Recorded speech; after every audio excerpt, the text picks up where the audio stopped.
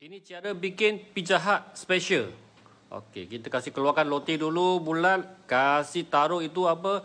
Margarine dulu. Margarine kasih tebal sikit. Ini taruh mayonis tengok. Okey, ini taruh soft chili. Kita kasih apa? Latakan ini apa? Ini apa? Mayonis dulu.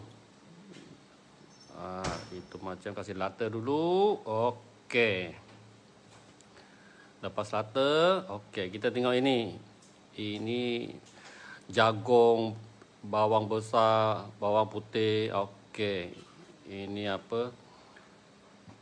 Cili hijau kan. Okey, ini sudah masak. Ini macam masak, kita keluarkan dulu. Lepas ini, okey, kita taruhkan apa itu apa? Dia punya sambal dulu. Lepas siap ini kasih kemas. Kemas ini, okey. Atas sekali taruh jagung. Jagung taruh dulu. Jagung, okey. Lepas jagung siap kemas, kita taruh itu apa?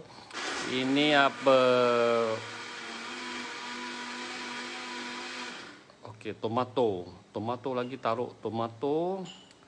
Tomato taruh cheese lagi. Cheese mau tebal dulu. Lepas itu masuk lagi oven lagi. Kasih panas dulu. Okey, kasih tekan dulu. Tekan dalam 2 minit. Okey, kita taruh itu, taruh margarine lagi. Cucuk lubang, kasih itu margarine masuk bau dalam. Tengok itu. Okey, sekejap lagi. Okey, keluarkan dulu, siap. Keluarkan dulu, kita siap. Okey dah, potong 4 segi. Okey. Lepas saya potong, kita kasih siap.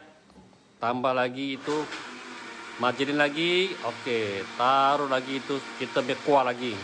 Kuah yang sedap tu. Siap order ini. Itu saja.